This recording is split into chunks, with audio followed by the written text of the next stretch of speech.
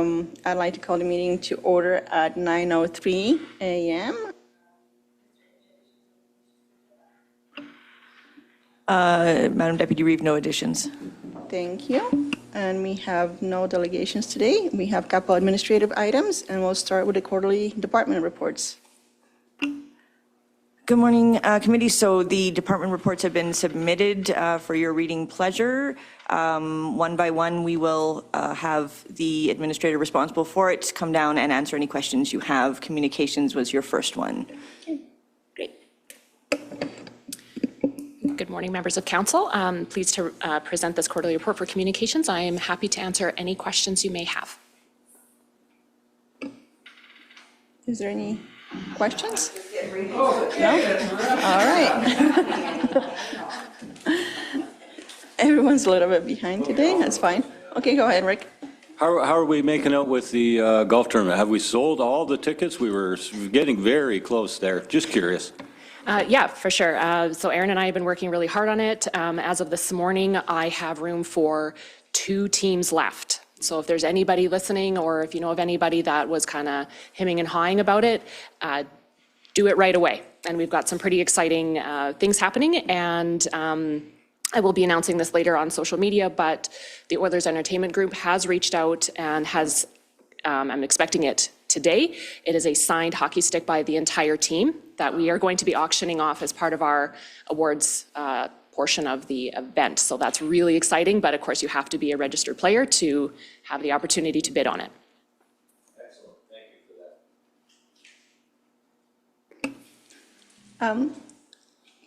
you for that.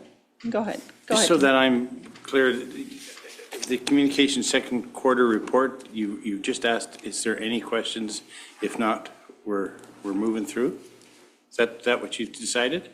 Yes. Rather than to go through not every page, but, okay, so can you give me 2 seconds? Because I have questions, but Sure. So you're expecting us to read all these? I choose not to answer that question, Councillor Evans. We could go through the reports if you wish. if I can just do my pages here. So under community services, we moved into our new building. I wondered about, to ask about the pods and vacancy rates. Sorry. And summer usage, or? I don't mean to interrupt, Councillor McGee. We were just doing communications now, and then Jen will leave and Hans will come down. My question? There we go. I was Just unclear. I doing- apologize. We're just doing communications, okay. I do. I have a question about Mayor's Gala. I know we have a few different categories, and there was couples that did not have nominees named yet. There was one that didn't have any nominees in it, and I believe that was the new community organization. We have extended the nomination period to July 25th. So regular communications are going to go out just encouraging people to get nominations in. And when we discussed last, we were going to leave it wide open for all the categories. So if anybody had any last minute thoughts, we're happy to receive those. Perfect, thank you. Anybody else? Morning, Amila. Do you have any questions for communications? Oh, I may have a thought though. When you talk about new community organizations, I know newcomer support team has been formed within the last year and continue. Maybe we should reach out to them and see if, or get somebody to. Yep, for sure. We can add that in, or if you know of anybody that would like to submit a nomination for them as well, we can get that any way we can. Okay, that sounds good. Thank you. Great, thank you. Mayor Dodds? Well, good morning. I'm trying to find a question. So sponsor of Flower Bed in Drayton Valley. How is that going? Are we receiving a lot of sponsors this year compared to last year? I will see if Miss Terry has an answer for that one, because the Public Works Department manages the sponsorships that come in. I just help them advertise for it. Oh, okay, so we advertise, I know it's July now. Do we keep putting them out right till September, or how does that work? Basically until they tell me that they've received enough. Oh, okay. Yeah, so it's just sort of ongoing. And then do we do a shout out, thanking our sponsors? We will. Okay, so we will do that. Okay, thank you. Councillor McGee? So I happen to have run into the photographer at the kickstand and at the parade. And so he's out and about. I think you and I have had a discussion about what he wants to do, what he could do. Do we use them? Can we use them better? Is there any value in it at all? Because he seems to be there. Do you have a thought on that, Jen? Sure, yes, I know who he is. I have his contact information. He does take some wonderful pictures of our community. And we've spoken in the past, like if we are needing photos of our community for advertising purposes, anything like that. I know that he's a resource in our community that I can reach out to. Right, so, but you don't think we should be a little bit more strategic about that, or just let it happen, morph? Like in what way, like to? Well, I don't know. Is it important? I think it's always important to have professional photos of your community. Right. It's more of like as needed sort of a thing. Like as of right now, there's not necessarily something I have going on that I need these photos for. I have had professionals come out recently to take professional photos of the community that we're using in our annual report, things like that. But I do know that he's a good resource in the community if we had something that we needed those images for. Do you think you could draw on his, some of his recent pictures that, for the annual report, or would you not do that? We have just received the second draft of the annual report with all of our professional photos already in it, so. Okay, understood. Yes, but I knew that if I was kind of lacking in that area, that I could reach out to him. Okay, okay. And lastly, I don't see it here, but Lanterns on the Pond, through the Sustainability Committee, I happened to run into the local artist that played at the last year, and he's been invited to play this year. I don't know if you may or may not know that, but anyway, when I last talked to him, he had suggested that he had to take the day off of work. And I don't know if we compensated him for it, but. I am not sure. We'd have to ask the committee. We did. Okay. But we are compensating him this time. Okay. Okay, that's great. That's great. Thank you. That's okay. We didn't, but we are compensating him this time. Thanks for bringing it up. I appreciate it, Tom. You do not. Always good to know you're right on top of things. I get out. Yeah. Go ahead. So just one more question. So then what we'll be seeing in, I guess, throughout the summer, the next couple months, will be the annual report, the operating projects, the golf tournament, I guess, kind of still plugging that. And then I guess the days after it happens, will we kind of be sending out posts and thank yous and all that as well? Yeah, for the golf tournament, I have that sort of stuff drafted, ready to go, so that we can make sure that everybody, just kind of like a nice wrap up to it, for sure. Okay. Yeah. And then we'll continue to push out the election, the 2025 election coming up, Yep. as well as 50th Avenue project. How often will those go out? Like, I know that we're about going to be hoping to be wrapped up by when school's back in. How often will we see those posts just to remind people, or will the detours change, or? Yeah, I'll probably get Shelley to answer that question, but typically, and what we did last year is anytime that there was, like every couple of weeks, or there was a significant milestone that we reached, something like that, just to let the community know, like we're on track or things like that, but I'll let maybe Shelley get more into detail on it. Perfect, thank you. Thank you. Anything else from anybody? No? Good job. Thanks, Jen. We will move on to Community and Recreation Services Department, and Hans will present this one.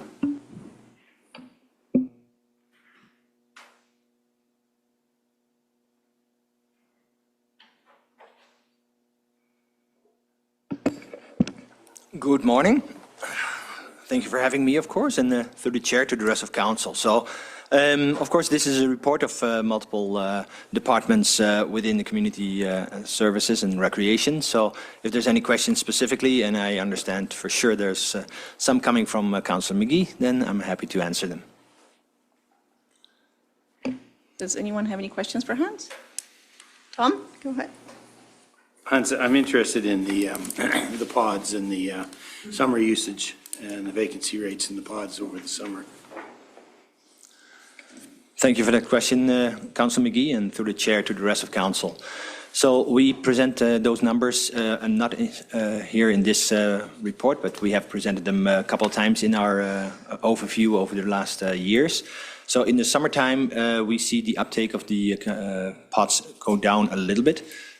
We still have high usage in our shelter pods. That doesn't mean that I have the right numbers down here, but we have to report them for our grant funding to the province. So we can provide, of course, a detailed spec to the councillors if you like to, but there's for sure still need for the shelter pods during the summertime, even though we see a little bit less uptake compared to the, let's say, shoulder seasons. When it's very cold, it doesn't mean that they are always full because people not always can reach out and they hunker down in different locations. But during the summertime, there's still usage for the shelter pods. And to complete the question, the October 31st is the the end date for the $186,000 grant. We're expecting it to be ongoing, and we're waiting for that. Would I be correct in that? You are correct in that. The process, of course, thank you for that question, is a little bit more convoluted than in previous years. And we experienced already now that this funding is 6 months. So every 6 months we have to put in for additional funding for the next 6 months. With this process, we see, of course, that the funding comes in late as an answer. We've even last time we had to organize some bridge funding because we are working with organizations that this funding goes towards. And it's a hard one that we advocated to the province already to go back to annual funding or even another model, because we see every 6 months we have to go back and put in for this grant funding to continue with those services. And I say those services, the shelter pots, and we of course support with that as well, the Warming Heart Center.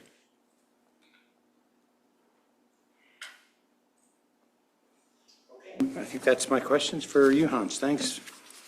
Thank you, Tom. Mayor Dodds? Good morning. So just a couple questions. I did speak to Ms. Whaley about this yesterday, but maybe just since we have people online and the paper here, have the hours of the pool changed now for the summer? Because I know that there's some rumblings in the community that we've cut back on our hours, or we have closures on holidays or certain days. Can you maybe just highlight that a little bit? Thank you for that question, and through the chair to the rest of council and Mayor Dodds.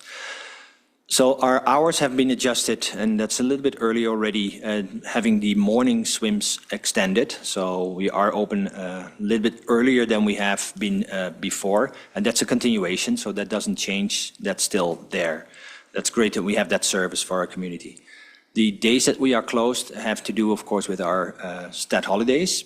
And the community responds to that, knowing, of course, when you are with your family also off on a stat day, but the facility is closed, that's, let's say, some concern for some people that say, hey, I wanted to use it at that moment, I cannot. Mm-hmm.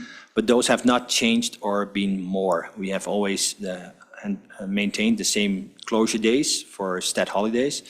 And they are basically a year-long standing agreement already that we have, or scheduling that we have already, so there's no change in that. Sometimes we see unforeseen closures that we have seen in the last year, and we have incidents like power outages that we've experienced and we have to close, or glass, for instance, in our pool facility that we have to close certain basins.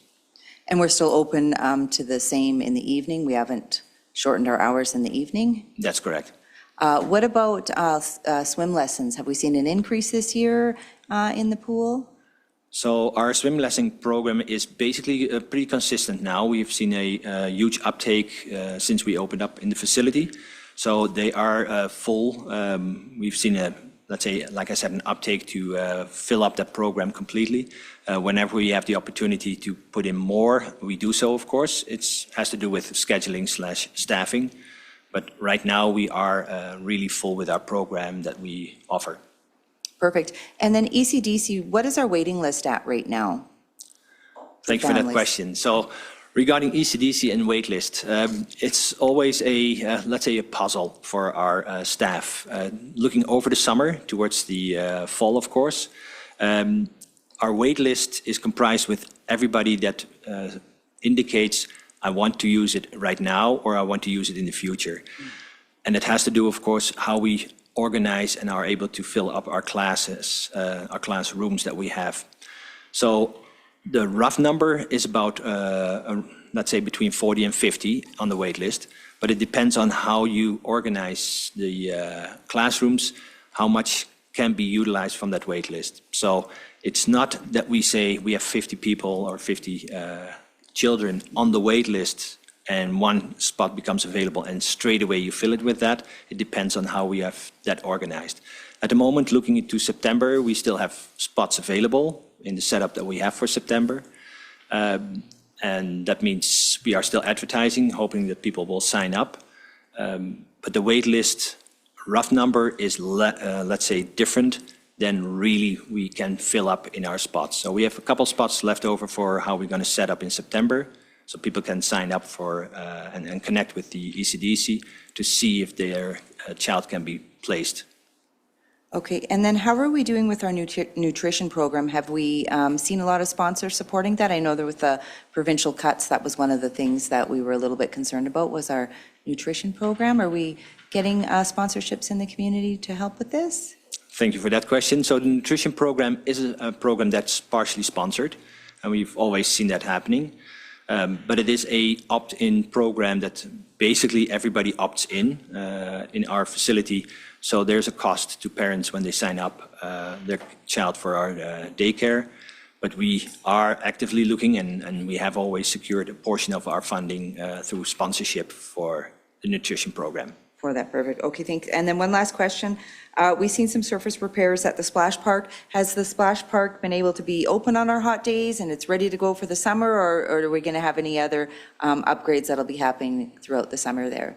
Yeah, thank you. So the Splash Park is a great amenity, of course, for hot days. And every time we have a hot day and we can open, we have been open. So it's a work in progress always to keep it open. It's an older facility already, and we are looking into long-term planning for that as well. But at the moment, hot weather, we are open. And if it's too cold, we don't open, of course. And the people realize that and they see that. Perfect, thank you. Thank you. Councillor Gamana? Thank you. Good morning, Hans. I guess it's more of a big picture information that I'm trying to gather, just because that, we have more conversations about recreation in general in our community and what we need beyond what we have, right? So I think regarding the pool, the new pool, in my mind, it's a success story, that what we were projecting versus what we actually see the utilization-wise. Could you, put more information into it and see, is that the case that you are seeing as well, where when we first started the project and projected the utilization, how it has been for I think we are open for about a couple of years now, right, fully? Thank you for the question, and for the chair to the rest of council as well. So when we made projections of the pool utilization, that has to do, of course, with our operation hours, let's say how big the pool is right now compared to the old facility.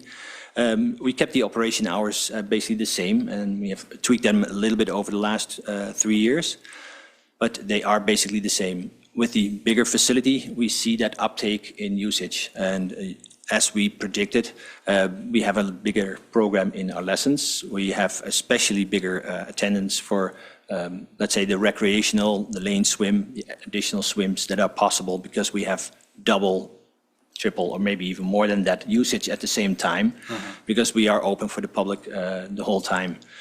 So we've seen the uptake. We have that, of course. Recreation, and especially pool facility, is always a subsidized location. And that's been the same and even more, of course, because that was with the direction of a new facility, there's a higher operational cost, but there's also more revenue. So In general, yes, the pool facility, we are happy with it. We hear that more often, of course, now from other communities as well, that we were on the right time, at the right moment, taking this decision and realizing it as a project, that we are happy that we have this pool facility for generation to come. Thank you. Excellent. Councillor McGee? Can I ask a question about urban housing program? I see that the wait list is extensive. 3 bedrooms, we need 11, 2 bedrooms, we need 13, 1 bedroom, we need 12. Do we have and I should know this, but do we have a long-term plan? And are we going to go into that discussion at some point in time? Thank you, Councillor McGee. Through the chair, we are working with external agencies for long-term planning for affordable housing within the community, and that plan will be brought to council sometime probably in the late fall, early winter. Great, thank you. That was also one of my questions. Rick, did you have something?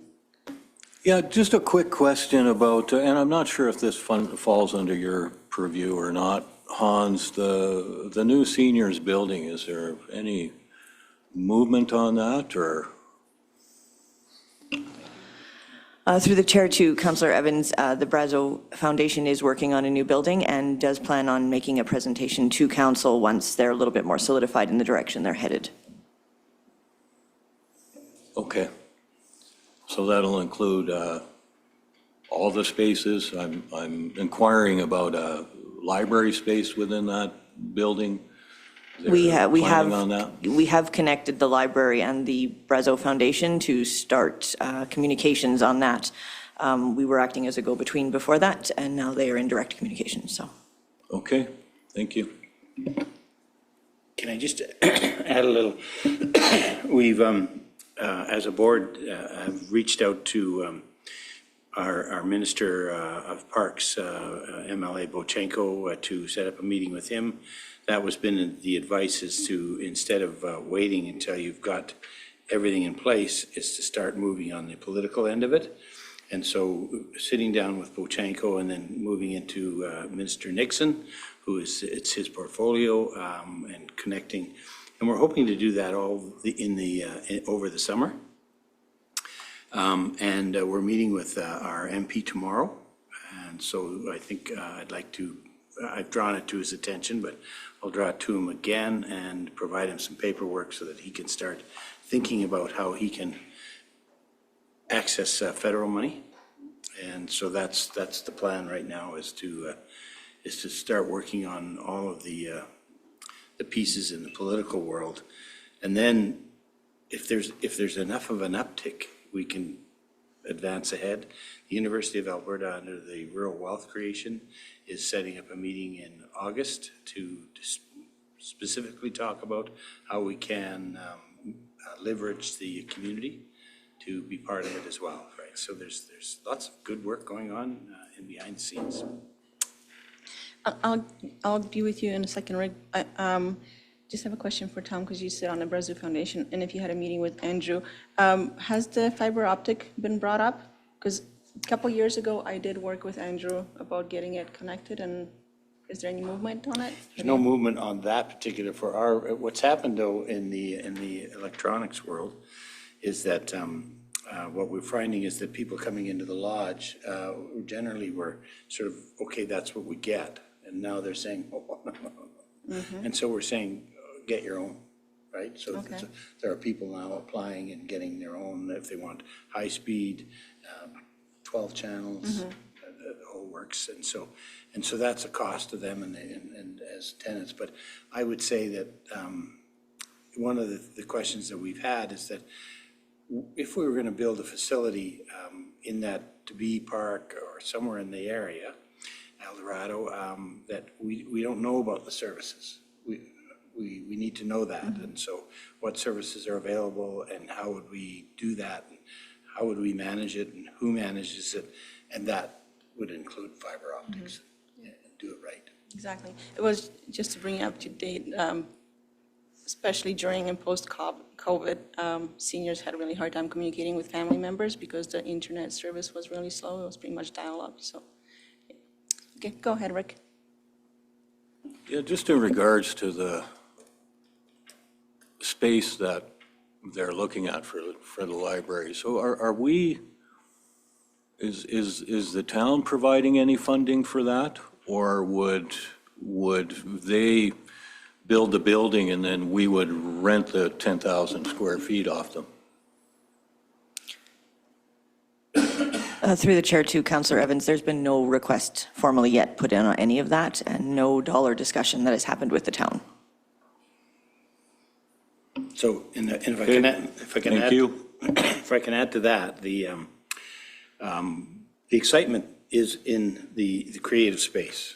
The excitement is in early childhood development, library, and so that communication space that's inside of a senior's lodge, I think is the really exciting part.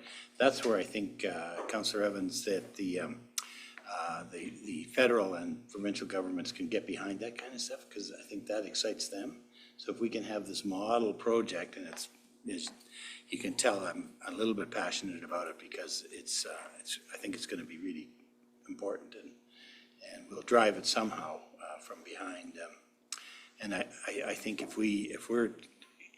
my imagination has all of those things, people moving back and forth throughout that facility, and then I think how we pay for it and who pays for it, that detail will eventually come out, because I assume the library pays rent or something here. I have no idea, to be quite honest with you, which I should know.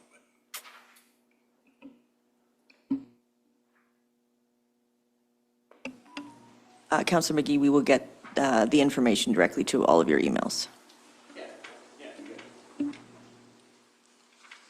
Thank you very much. Is there any more questions for Hans? No? Thank you, Hans. So we will move on to the municipal operations, and that's Shelley.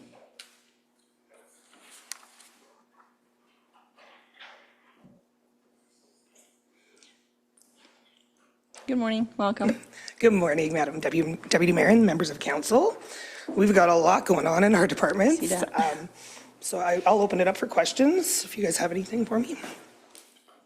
Who would like to start? Mayor Dodds? I do have a few questions. Sure. So desludging of Murrah Pond, where are we at with this? I know that we talked about it was going to be 2 phases. Are we still doing it in 2 phases, and when will we see the work start? So thank you for the question through the chair to the rest of council. We have gone to tender for the desludging portion of the project. We have awarded that. That won't start until fall. We want to make sure migratory birds have left before we start the actual desludge project. And then design, we just got all the proposals in from all of our pre-qualified engineers, and we'll be going through that, I think, next week on awarding for design.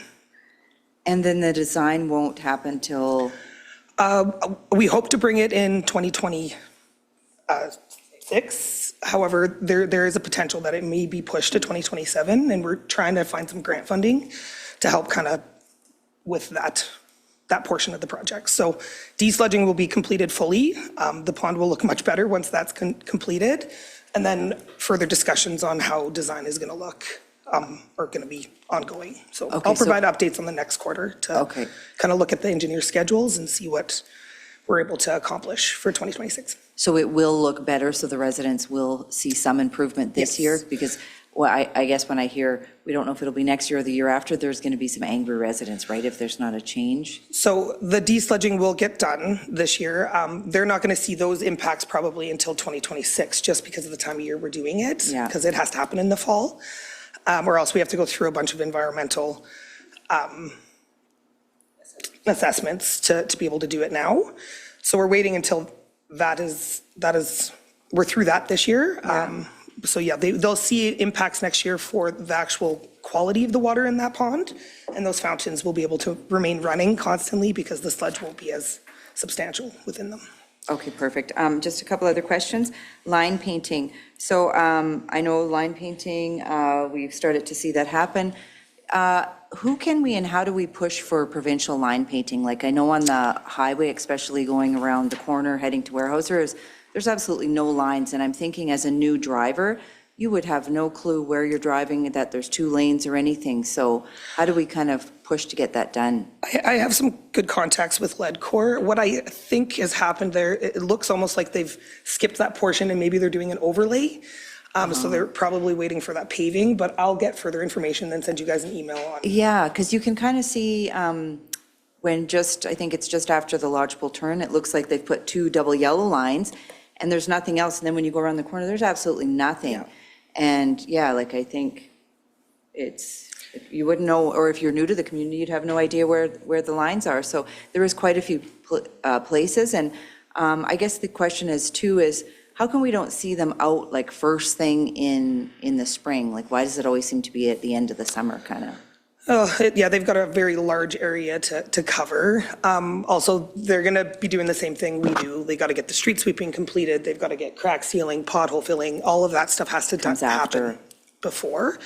When I did speak to them last, they said they weren't using the best quality of paint that Yeah. they could get last year, which is, I mean, we see the impacts of the paint that we use, and that's the best quality paint we can get. However, they think that it will last longer, and they're looking at doing it twice, I believe, from what they were saying. So I'll get some further information and Yeah. get you that information. That'd be great, yeah, because that's a really bad corner there.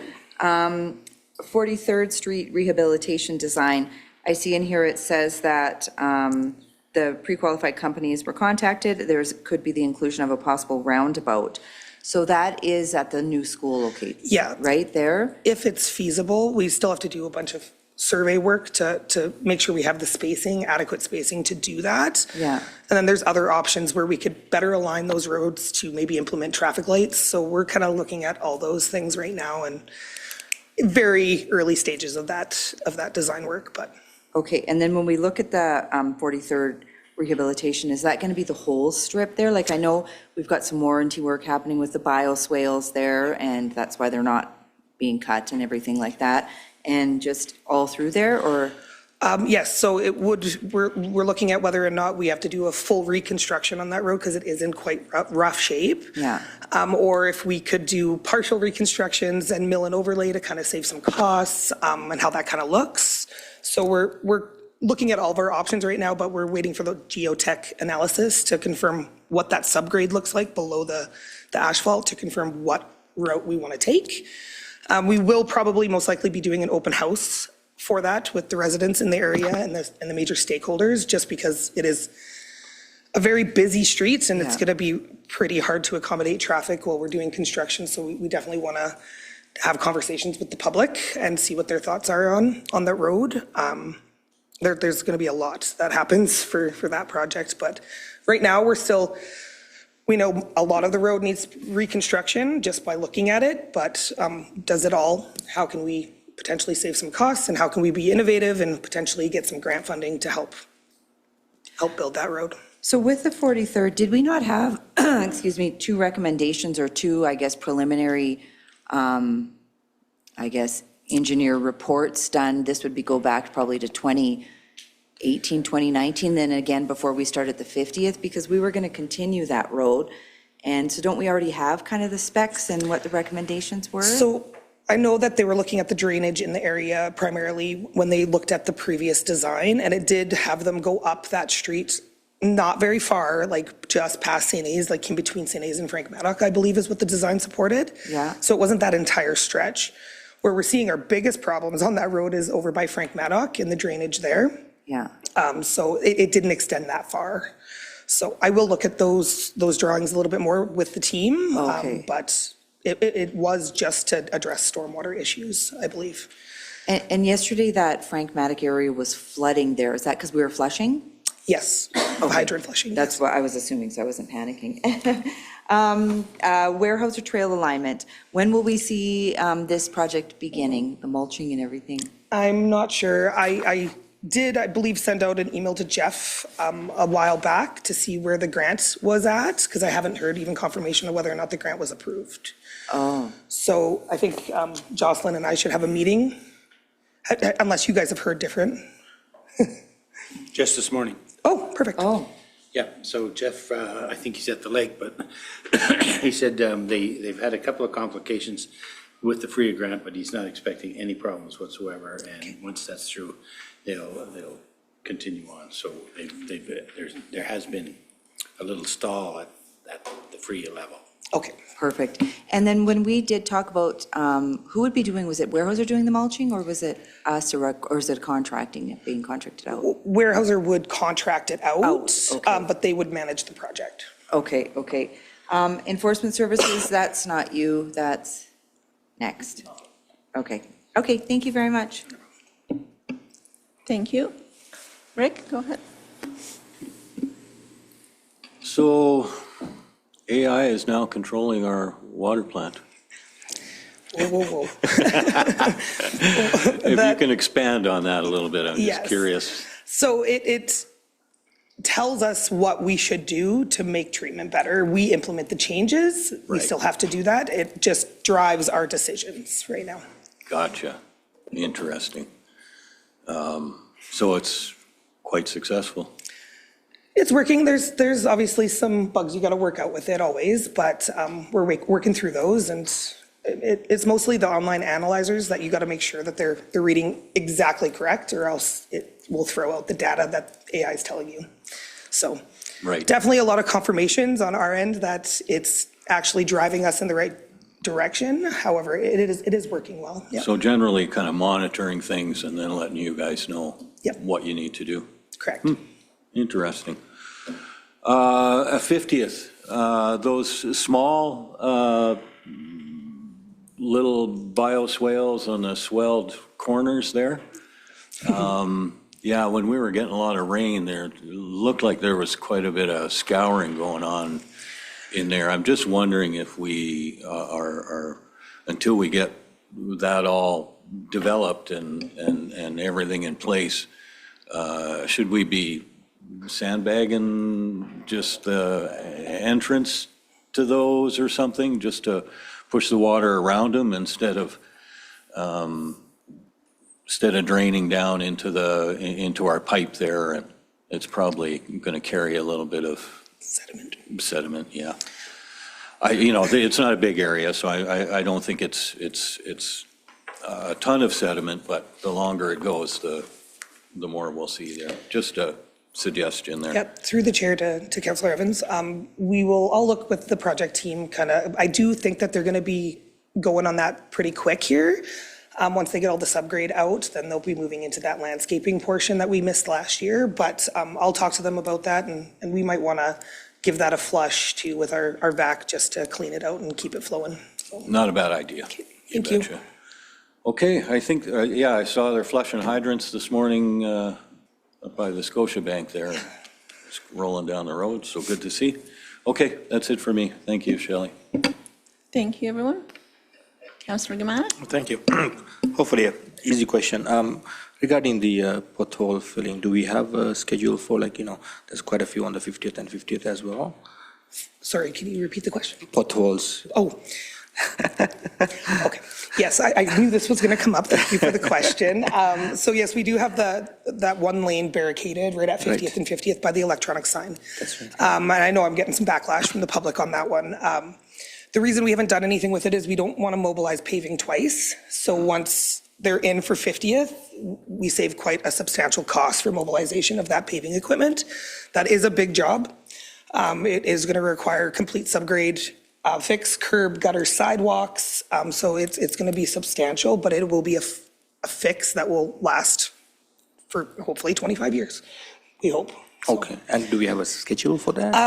Well, it would be when the paving crew comes in, so I'm thinking probably they would start doing the base work mid-July and then move into paving in August. Okay, yeah, thank you. Thank you. Oh, yeah, go ahead, Rick. Yeah, that little piece of trees there in front of the parking lot where that big hole is, you're going to take those down? And the reason I ask is because I watched last winter, no sun gets to that chunk of sidewalk, especially where that if you look, that big hole is right in line with those trees. And it stays frozen there. They're chipping off 6, 8 inches of ice.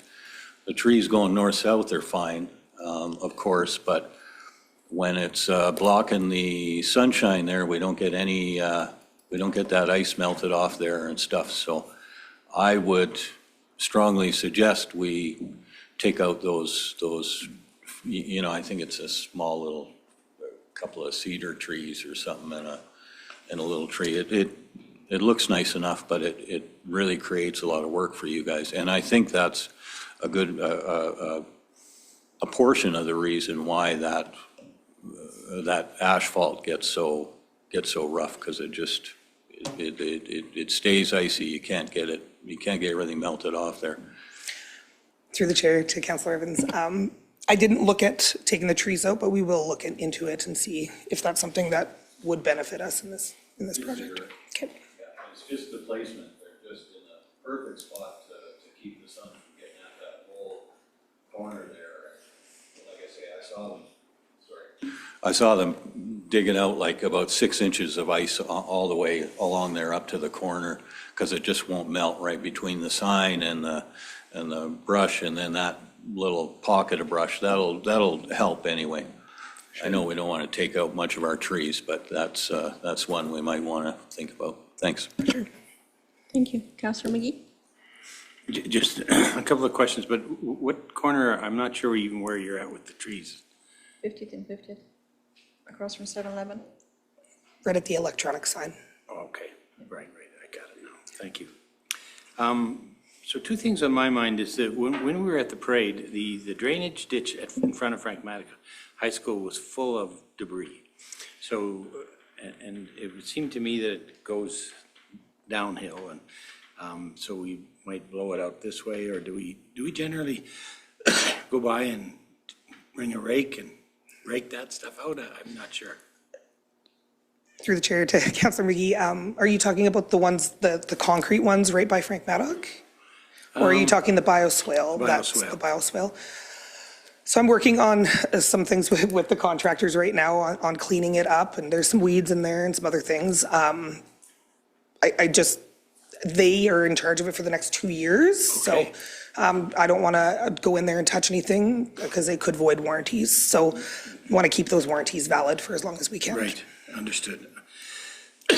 So We'll the have other- further conversations with them about it, because there's been concerns not just from the public, but our staff as well. Like, how do we maintain that? The biggest issue is that centerpiece is, there's 2 different types of grass in that bioswale. That centerpiece is more of a swamp grass. It's supposed to remain tall. The problem right now we're having is that the shrubs haven't built up to be established to block the centerpiece that isn't as appealing. So once those shrubs actually grow up, it will look aesthetically better. The other thing that's on my mind is the last article on 50th Street in the Free Press was well-written, and I thought it gave all of the information that we could do, but I thought it was also an opportunity for a teachable moment, for somebody at some point to say, and by the way, this is the kind of price it takes to do this. This isn't a $250,000 job. And so that, if people read it, they go, okay, well, we're going to be closed for a month, good enough, carry on. But in actual fact, here's the price. Here's what it costs, just so you know. It's a really good, I think, an opportunity to let the public know, because you're right involved in it now, right? Rather than looking in a budget and saying, oh yeah, I see they put away $1.5 million. So what, right? Yeah. But I think that's I think it's a really good idea to think about teachable moments like that. And I think it goes to the same thing as the potholes, because if you're coming down Main Street downtown, there's a fairly big hole there, but the reason we're not have it filled is because we don't have any, we're not ready to do that, right? But you jump through it and you go, geez, seems like it's dry enough. And again, that teachable moment, right? Yeah, for sure. Thanks.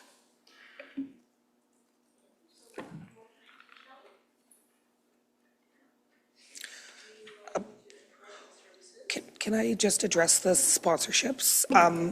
So we don't have as much as we did last year. So far, we're at 8, but we're still working through it. And we're still planting some of those beds as well. So we're still working through it. Hopefully, we can get some more traction on it. But right now, we're sitting at about 8. So what changed in our efforts this year, or like, did we go out and kind of look for the sponsors, where this year we didn't, or was it, like, what was it? What was the difference? I do think we had a little bit of a later start, and it was more trying to train my admin to do the sponsorship, so it's kind of a learning thing for her, and try to get it away from the Public Works admin as much as possible, because she was pretty swamped on other tasks. So it might have been partially our fault for getting out a little bit later than normal, but we're going to continue to try to push to get some more and see where that goes. Typically, when would we start to kind of push out that to look for sponsors? Like, does that happen in February or We like to start around April. April? Yeah, Okay, so. thanks. Thank you. Councillor McGee? Just flicking my pages, sorry. Yeah. The pilot for spraying, are we calling it a pilot? And the reason I asked that is because we had a particular customer, a citizen that said, don't. And my answer back was, we're trying a pilot, we'll see how it works. And she said, well, when you're done, let me know the report. And so are we actually doing some sort of a study on whether this works or not? We'll put together something for a quarter report for sure to kind of identify if it was successful or not. It's a very difficult program to implement. So, and with the budget we have, like, we're not gonna be able to do everything this year. But we're gonna focus on key areas and see how it performs, and then we'll get that information back to you. Yeah, and generally you're feeling pretty good about it?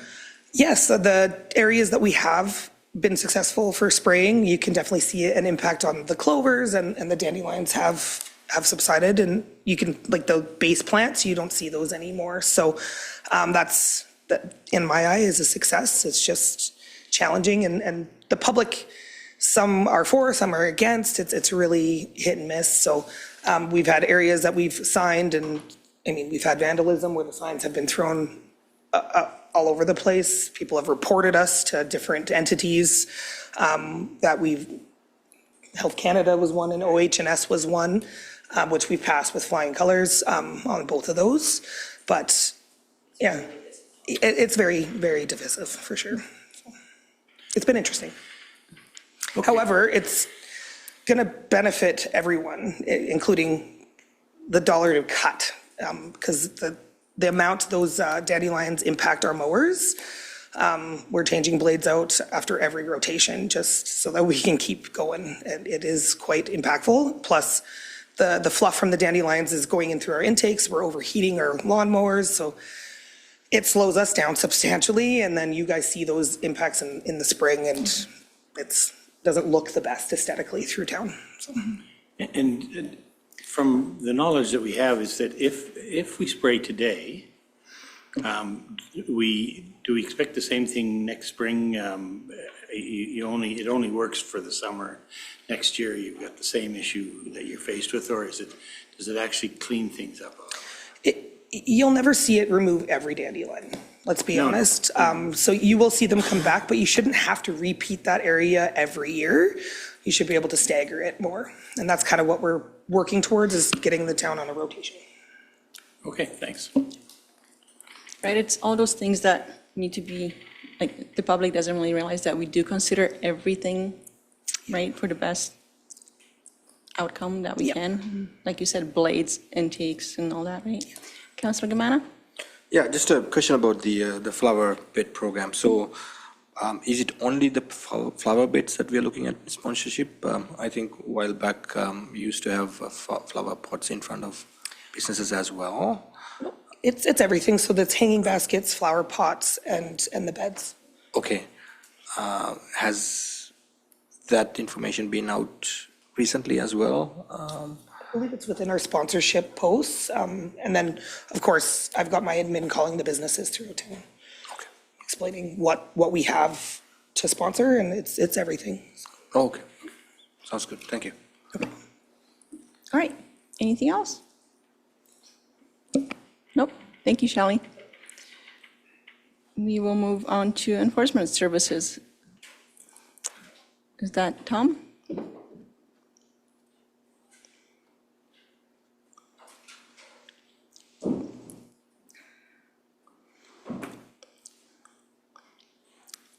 Good morning.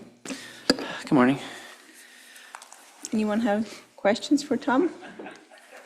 Ready questions? No? I have. Okay, go ahead, Tom. So interesting, we began a new positive ticketing program in the community. What's a positive ticket?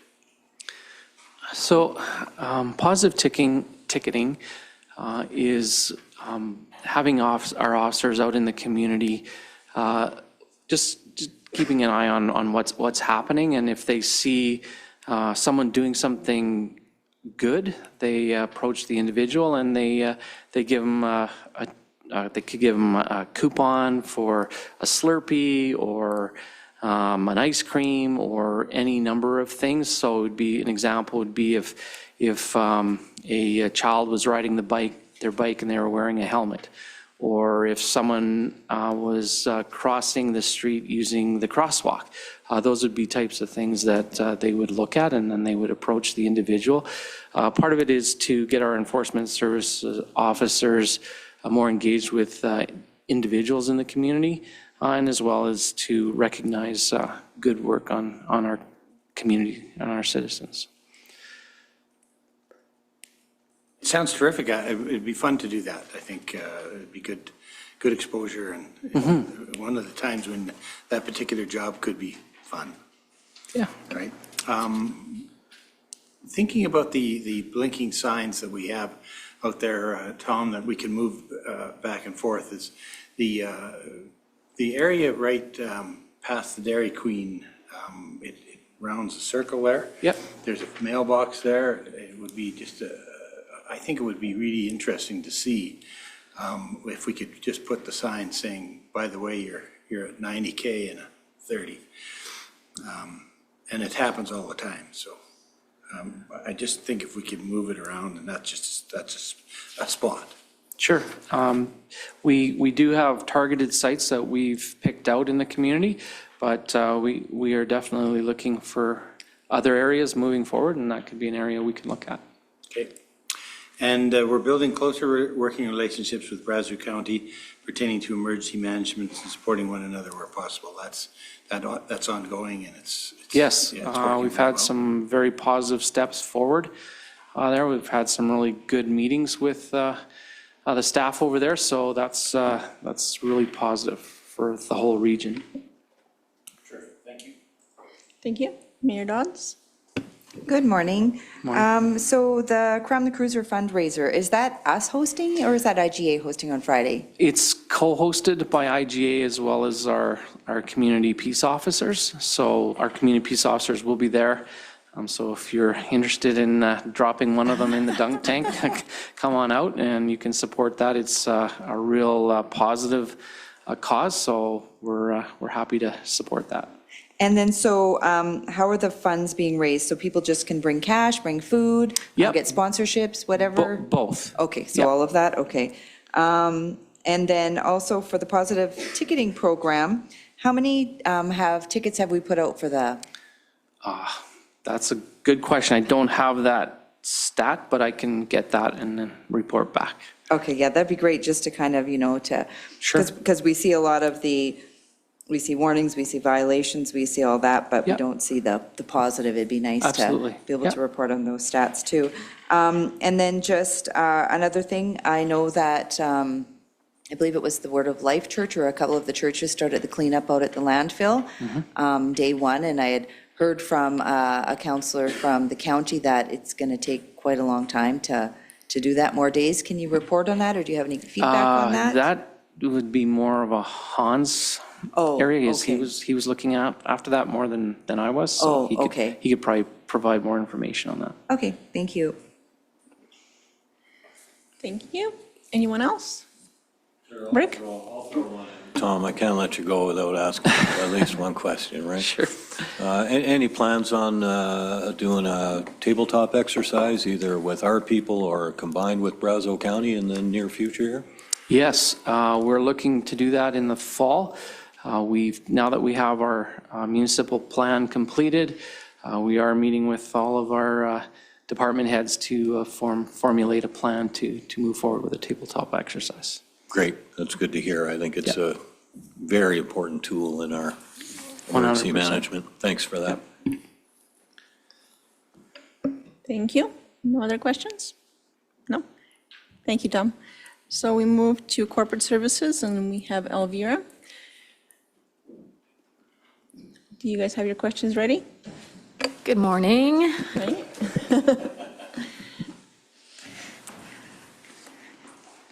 I came prepared, so. Anything specific you want to give us update on? No, we're just working hard on our ERP upgrade. That's our biggest project right now, but other than that, just kind of the regular municipal projects. Okay, all right. Mayor Dodds? So we did have June 30th deadline, tax deadline, that came and went. What did we see? Did we see the majority of the community able to pay their taxes on time? What would you say is the outstanding amount? So the outstanding amount this year, when penalties were applied, were only slightly higher than last year, which is very good news. I just checked today, and we are actually slightly better in collecting this year than last year as of July 9th, with the exception that the greater than 1 year, so I'm talking about this year's balance, current year, the total outstanding is a little higher. We do have a few people that we're working on that have a couple of years outstanding and that have payment arrangement plans. So that's to be expected in this situation. But overall, better than I personally expected, given, well, I don't know.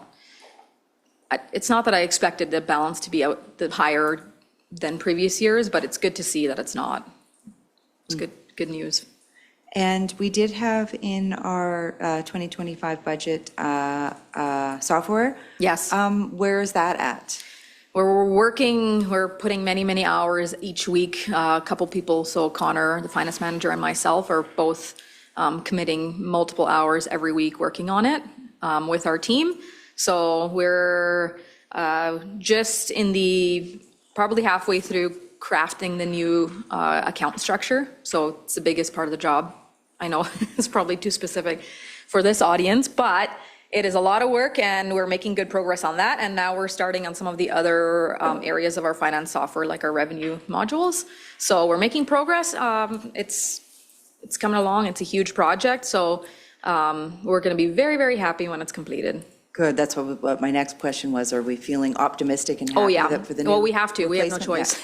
Yeah. We will have it running by the end of the year, so. Does it seem simpler or better or like? Oh, yeah. Yeah? It's modernized, Yeah. so it has a lot more, I mean, technology is always advancing.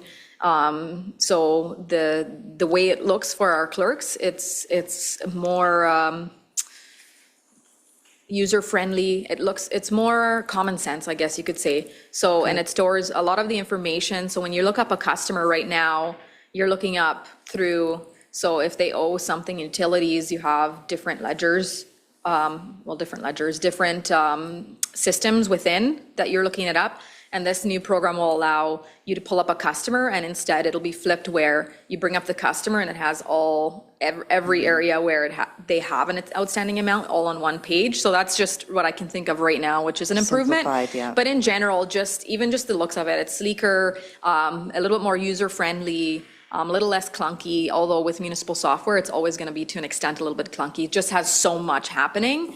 And then also it needs a lot more accountability, I guess you could say, within, because when you have a system this large, you need to make sure that something doesn't accidentally get posted or deleted, which means that a lot of the controls make it a little bit more difficult. There's more steps involved, which we want, But I would say this one is updated. They've found ways to make it sleeker. So it's good. I'm really excited about it. And back when we were looking at demos, essentially the whole team agreed that this was the best one that we saw. So yeah, we're excited about it. Good. A lot of work still to be done, but we're excited about what it's going to be like when we're fully implemented. I bet, Yeah. yeah. Okay, thank you.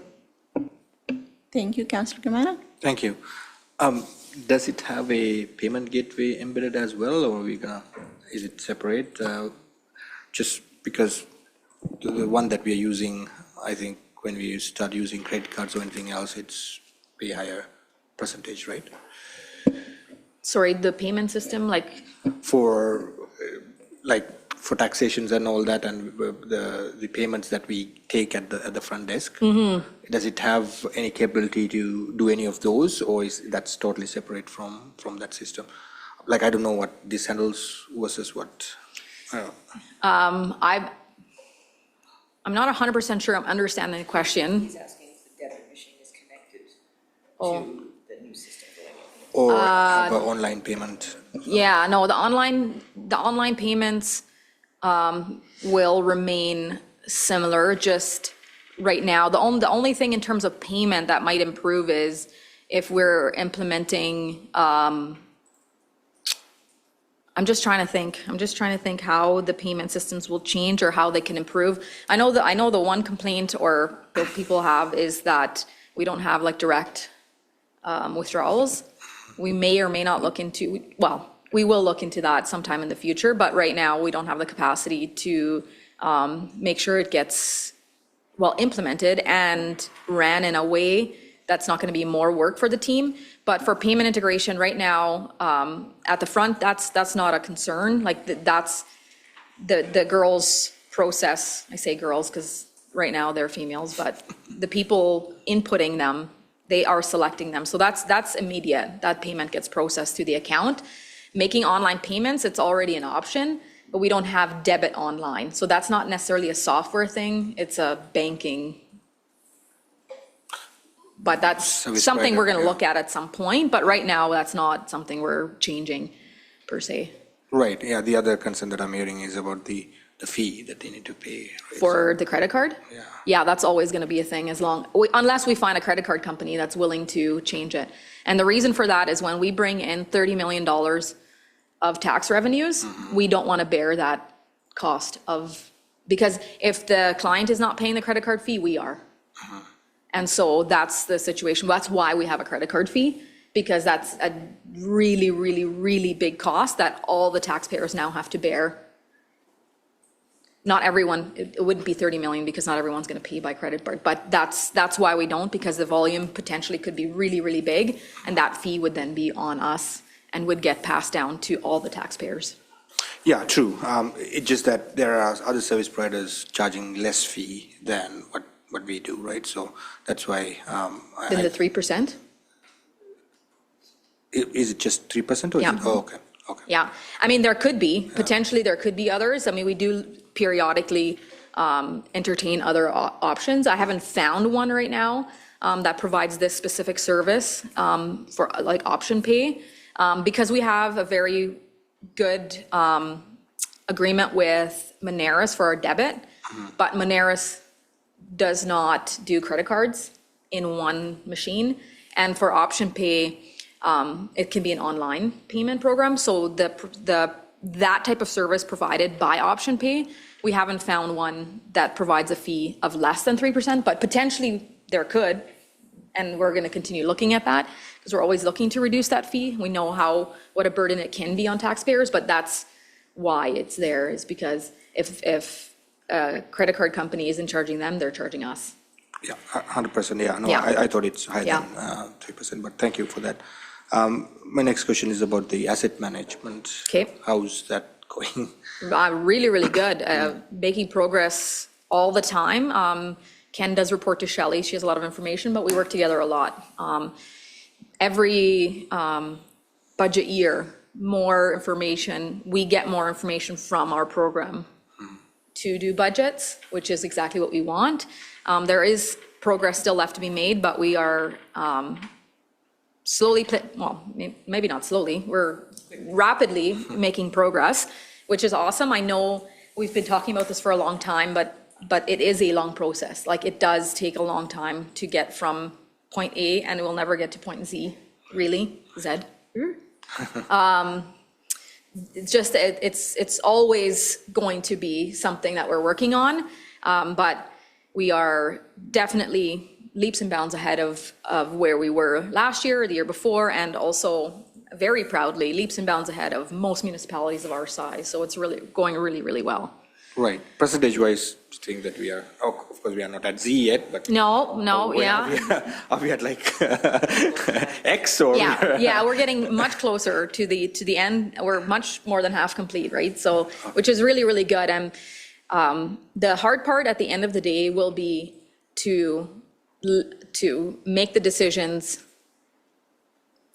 that the asset management software is telling us to make, and to not make, to make informed decisions and not, I'll say it, emotional ones, sorry. Council will have more information to make capital decisions instead of individualistic or nagged by ratepayer decisions. You will be able to back up the information with proper facts. It's always good to have the facts. And they will be tough, and they will be tough. It will tell us that there are tough decisions to be made, I can guarantee it. Right. So that's the hard part of it, right? Is it's gonna tell us that we have a big infrastructure deficit, we know that, right? It's gonna tell us that XYZ or have a priority over this other project, and it will ultimately be up to council to follow through on those decisions. However, at least you have that tool to back up those decisions, right? Absolutely, no, that's the thing, we are not the only municipality on this stage, right? So, but this software hopefully give us more edge on when we make those decisions. So. And on that note too, we're working on reporting as a group of mid-sized municipalities, mid-sized, small. Yeah, that. Other municipalities that are in similar situation to us and similar size, on gathering information as to where we're at as a group to report to the province. So I'm very hopeful that there will be some funding changes, hopefully, for us. And the story is the same, very similar across the province. So yeah, you're correct. We're not special in that sense.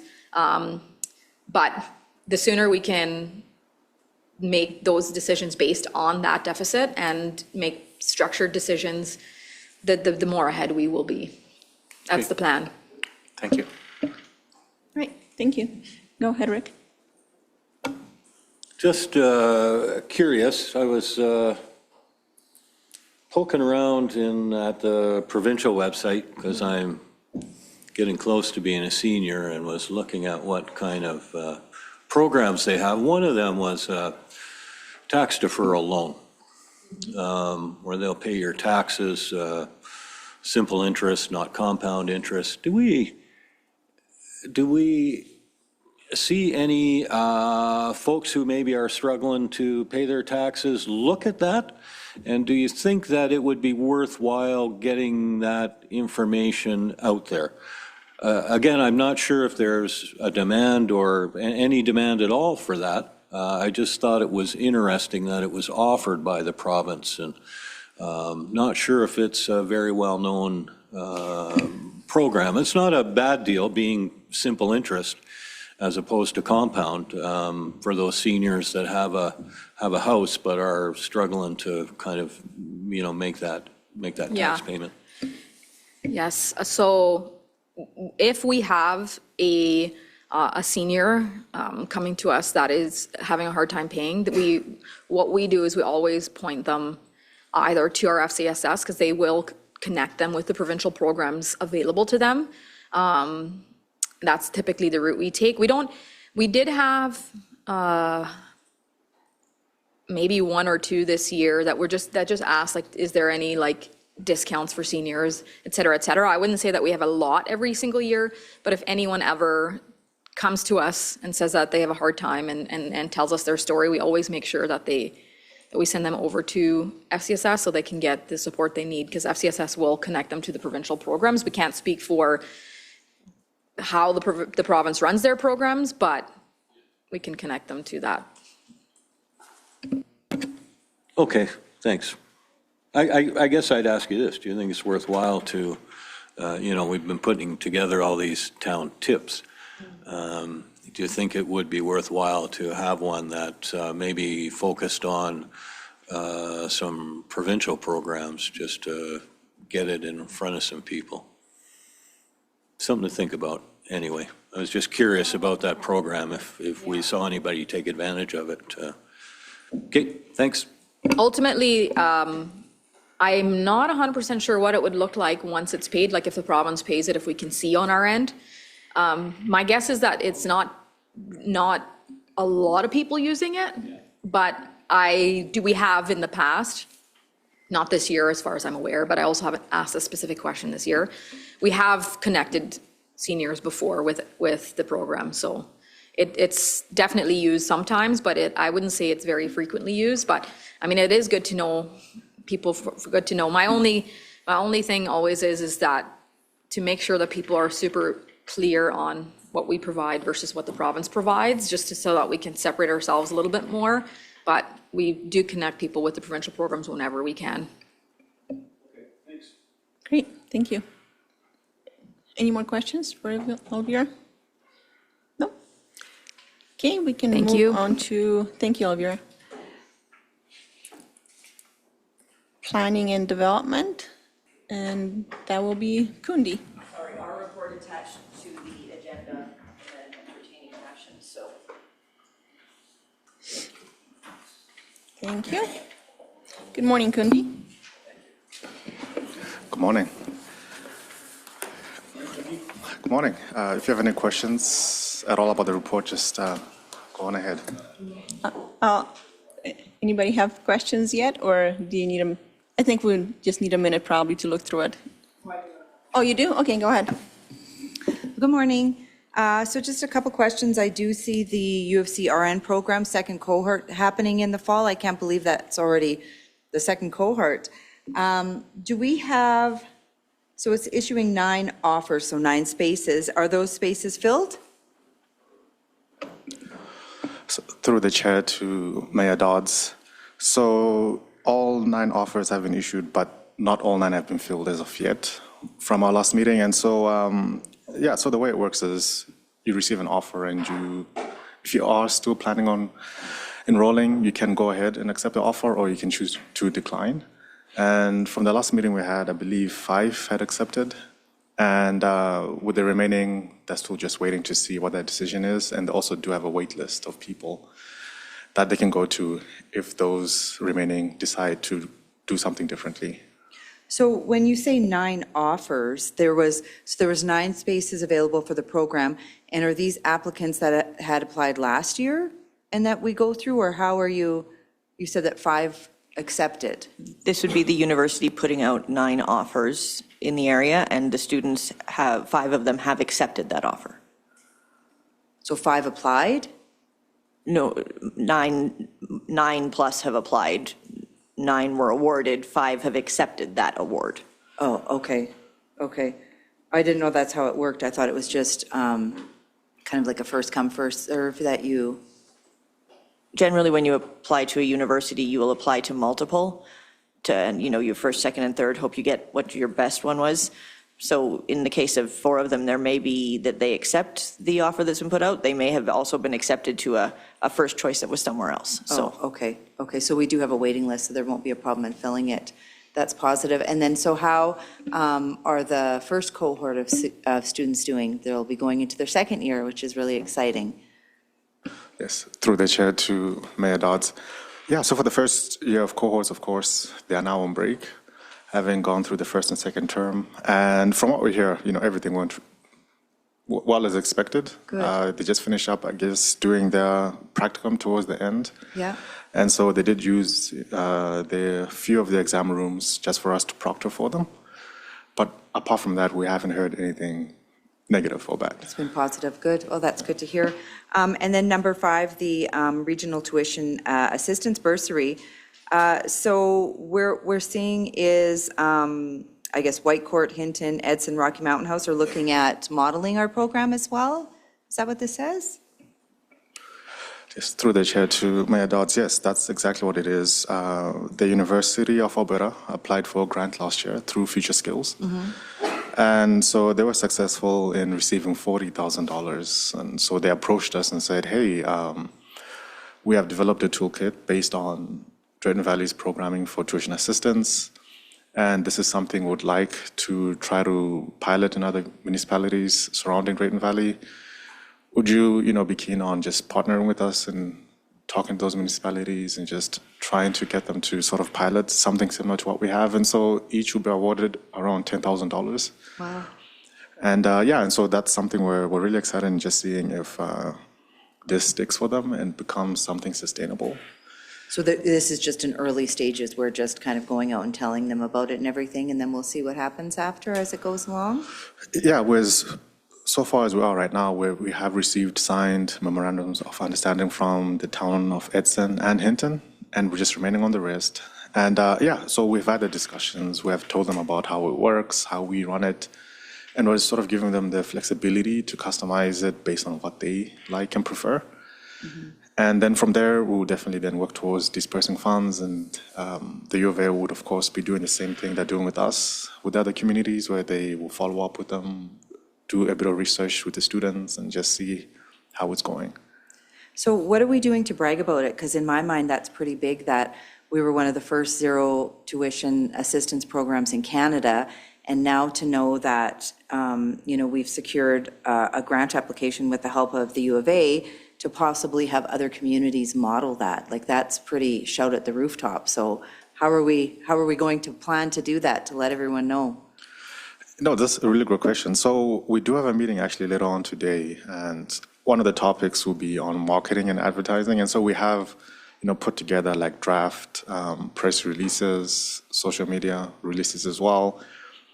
And, so it'll be up to us in talking with the communities and seeing how they'd like to market something like this as a joint partnership between us, them, and the U of A, and so. And everything like that. So once we get maybe all of the MOUs signed, then what we can do is maybe, put out a comms piece that says, like, that's a big headline in my opinion, like, right? Drayton Valley started this, first of its kind, and now they're, working with other communities to see if they can be bringing it. That's pretty spectacular. I know in talking with Maria and the team and Future Skills and so many people, they say we don't shout loud enough at how successful, even though we might not be where we want to be with this program, how successful and how it's really something important to highlight. And it's just something that we should be celebrating. So this is one thing I definitely think we don't celebrate enough. So it's really, really neat to see. And then I guess my last question would be the number 11, the eVentures initiative. So this is something new. Can you talk a little bit about this? Yes, through the chair to Mayor Dodds. So the eVenture initiative is something that has changed and evolved over the course of time. I believe it started actually back in 2019. And so what it is you have a consortium of municipalities that came together with the aim of building an electric vehicle charging network. Yeah, and so the idea was to target, central and southern Alberta.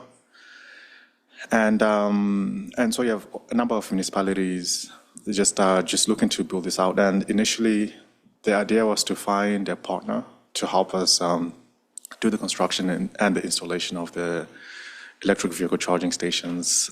And the aim was to then reach out for federal funding for the program. So 50% from the partner and then 50% from the federal funding. And then from the municipalities' side, we would just offer the land for these EV chargers to go on. And so that was the general intent at first. And so over the course of time, what has changed most is that at first we did have a partner that unfortunately just could not stick around for when the funding announcement was made. And so we did pivot, and Surcharge was the company that reached out to us that wanted to continue the same mandate on creating network for electric vehicle charging stations, and so Drayton Valley, fortunately, now falls on their list. So we'll still receive the funding, and then, no, this is, I guess I'm trying to understand what the difference is. So now we'll charge rent for for our charging station at the CETC, that's it? No, so this is still the same initiative as before, just with a different partner. And so the location that we chose was the parking lot right in front of the MLA's office behind EPAC. Okay, yeah. And so, yeah, we found, just a place where we can have the charging stations located. And honestly, just like before, it will just be charging station on town-owned land that's owned by Shore Charge. And so many people can come and utilize the charging station. The location was chosen so that it's somewhere that's close and surrounded by other amenities that people can access while they're charging their cars. And as part of the deal that we put together with Shore Charge, it's for a 10-year lease. And part of that lease is to receive 2% from the revenue that they make from that specific location. And Shore Charge will install? Yes, Do the so installation, do everything? exactly, maintenance, installation. Okay, perfect. And these are the quick chargers still, right? Yes, exactly. So this will be still fast chargers. And yeah. And then how are we, I guess, marketing or putting out, because before there was that map showing like if you're traveling, right, for tourism, how are we or who is doing that? Who's responsible for that? Is it us? Is it Shore Charge? Yes, so this will be Shore Charge. Shore Charge will put that out? Okay. Thank you. Thank you. Councilor Gamana? Thank you. Before I go to the question I had about that regional tuition assistance bursary, as Nancy said, it's great that they are looking at what we are doing, but in my mind, I'm wondering what would be the benefit to Drayton Valley. Is there a portion of this coming to us, or is the students may be taking courses in Drayton Valley, or what is there any benefit to us? So through the chair to Councillor Gamana. So the way we look at it is that it's more of a regionalization of a program that we started. And so we are just trying as best as we can, I guess, to try to accommodate and help other municipalities, formulate around the same idea on how we see tuition and education. And so, yeah, if their partnerships, work well, if this is something that they're actually able to continue doing on a sustainable basis, we're just looking at it from the point of view that we would now be at least part of a hub of communities that do have this program. So those other communities can be, I guess, part of the same group of people that we can reach out to, just so we can build more synergies and reciprocity with them. So that's as far as I've seen it from my end. It also shows Drayton Valley as a leader. So we were the first. This is the model to use. It works. It gives you bragging rights when we're advocating on different issues. So. Yeah, definitely. The other one mentions that there's 13 development permits and then 15 building permits. Probably you can't go into details, but in general, what kind of permits are they? Covered back decks. Okay. Lots and lots of covered back decks this year. Okay, that answers my question. Thank you. Thank you. Councilor Evans? Tom? Just had a question about the CEIP program. I see we got $101,000 worth of improvements, three projects. Can you tell us what those projects were in general terms? I'm just curious what people are doing under this program. So through the chair to Councillor Evans, I can for sure refer back to you on those specifics. Because the way the program works is you have a number of things that you can work on just as a clean energy improvement towards what your build is. And of course, this is only targeted towards residentials. But yeah, when it comes to those specifics on what projects they're actually looking on, I can for sure come back to you on that. Okay, thanks for that. Yeah, I was just curious whether people are putting up solar panels or looking at something more basic like replacing their windows or, that kind of stuff. I know we sent out a reminder for the town tips that this was available. I'm just curious as to what people are doing in regards to that. Thanks, Kundi. Thank you. Councillor McGee, you had a question? Branching off of Councilor Gamana's question about the 15 building permits, our turnaround time is pretty good, pretty satisfied with our turnaround times on our permits? Through the chair to Councilor McGee, our turnaround times do fall within the regulations. There are some always disgruntled people who put in an application, but it's not complete. And then trying to get the required information out of them has been challenging in some people's cases. So if you have heard that there's difficulties, I can meet with you regarding some of the more entertaining applications. I have not heard. I'm just curious. We one subdivision application, that is a parcel east of the wastewater treatment facility. I have no idea. Are we talking about at the graveyard? No, it is a private landowner. East of the wastewater treatment? East-ish. You also will have two rezoning applications coming to your June 30th council meeting, first readings, so. Right. Okay. The update on Wild Rose School Division collegiate application, we were denied. What is that? So, through the chair to Councillor McGee. So we weren't denied. The school division was. And so, Right. Yeah, so for the collegiate school application, this was an application that they submitted earlier this year. And so what that application was for was to bring in a trades program to the Wild Rose of Frankmatic. Oh, yeah. And then a partnership was to be had with Northern Lakes College. And so the program would have allowed, high school students to basically earn credits towards any particular trade that the school was applying for. And so we had basically sent a letter of support for the application. Oh, it's an interesting thought. I didn't know what it was, but now it triggers that I was chatting with somebody that in Kalmar they did receive the dollars, so they're opening up that whole trade sort of side of things in Kalmar. I thought that was just a terrific. So that's what it was. That's all my questions. Thank you. Okay, thank you. Is there no more questions for Kundi? No, so I think that wraps up our reports. Thank you very much. Is there a counselor that'd like to make a motion to accept for information? Oh, rock, paper, scissors. Okay, Councilor Gamana. Do we want to take a 10-minute break? Are you going to read the motion, or we'll just accept it?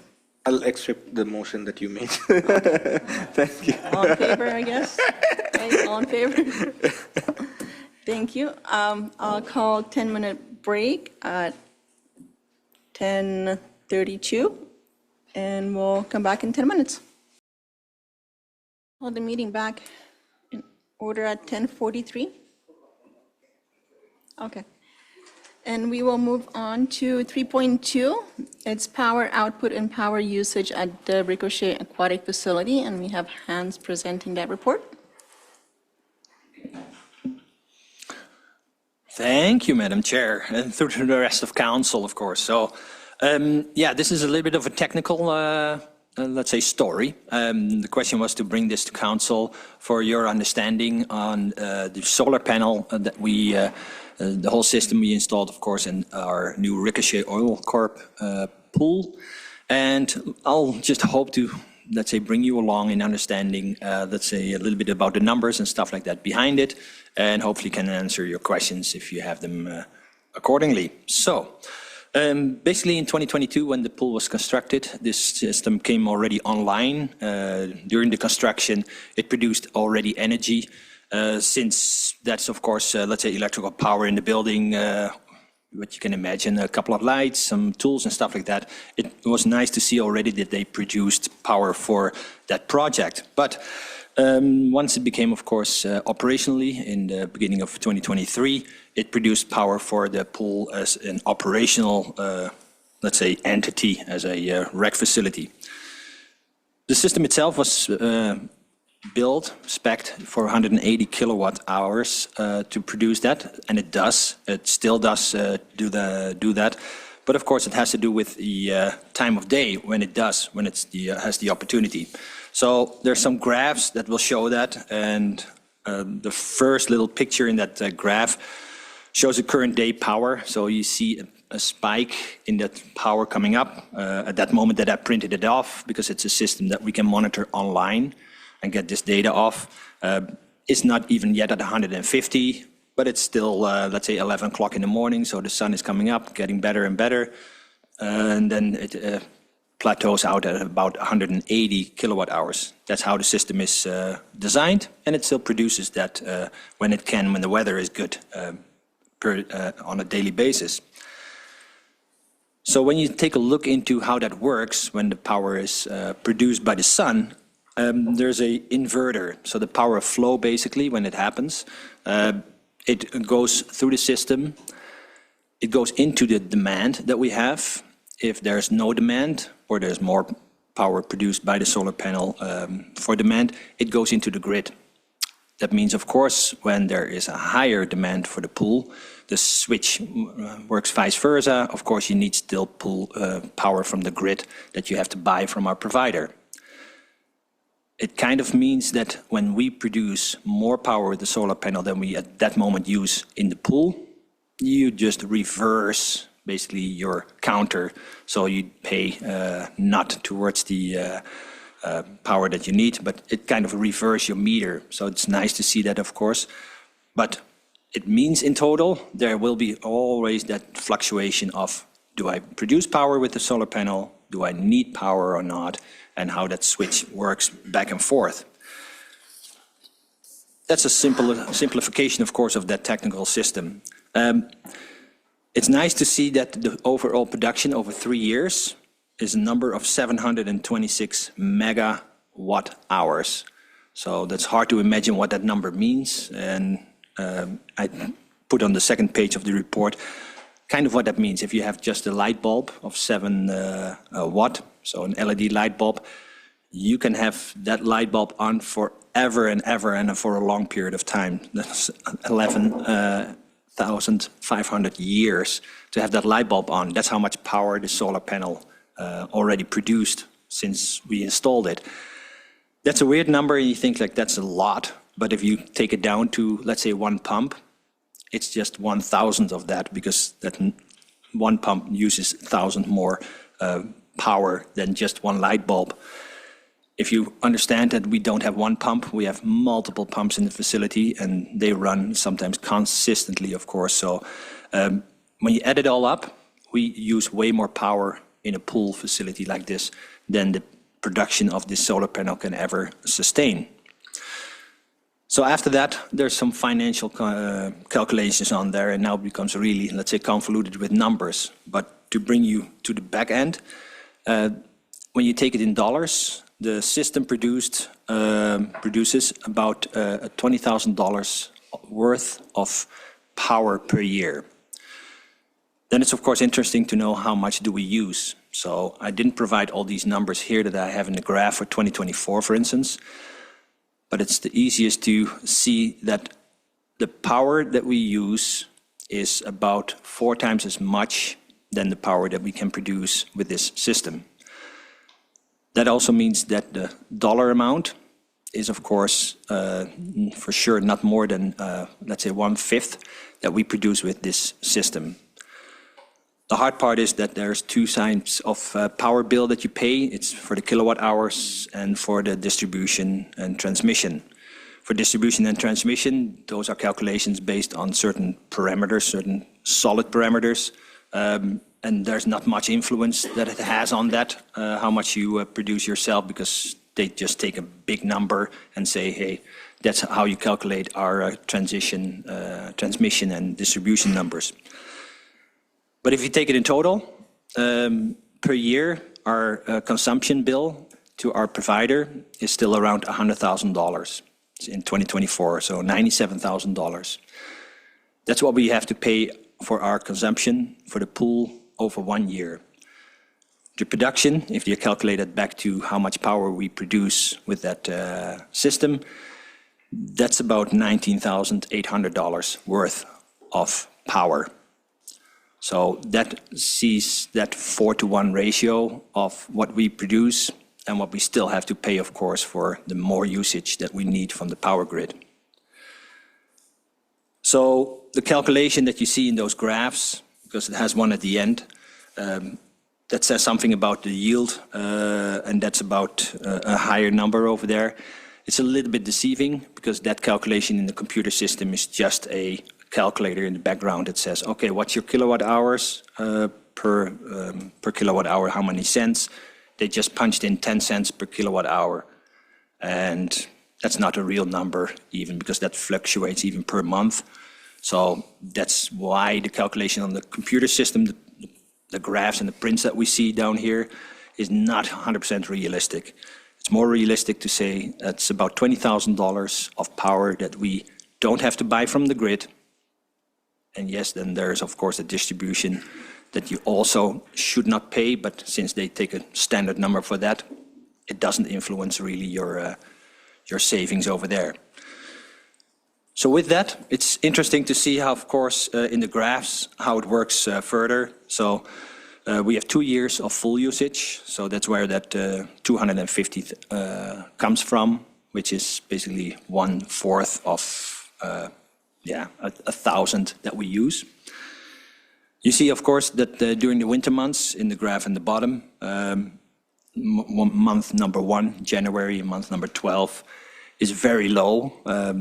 That's the time, of course, that you use the power the most from the grid. Even in the center, where you see July, where it peaks, of course, nice sunshine and good yield on the system. At that moment in July, you could say we kind of produce half of what we use in the facility. But that means in January and December, you're not even producing 5% of the power that you use in your facility. The other graphs that you see over there, June, for instance, is there. Now, it's a lot of lines. It's hard to see, but even with the up and downs, it's better to see it in March, because I just separated March out and then it's more colorful, at least to see it. Less colorful maybe, but you can see it better in the colors. That you see in 1 month how it fluctuates. So when you see, for instance, the energy consumption in 2025, in the beginning of March, it looks pretty good. And whereas the blue line for 2023 or the green line is not even visible, that means that year most likely we had snow on the panels, or we had just cloudy days and just bad weather at that moment.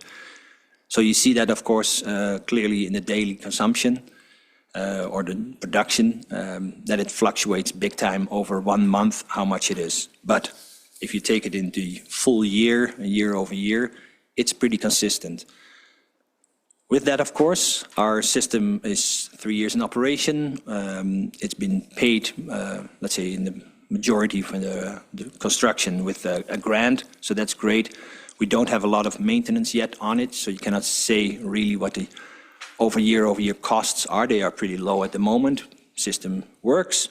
And in the long run, of course, you have to take a look into replacement or a redo of a system like this, which is not part of your cost, let's say, that's put in here. But that's something to consider in the back of your mind, that you see a lot of those solar farms and solar panels after 20, 25 years stop producing / taken out of, or maybe even replacing that with another opportunity of a big money injection.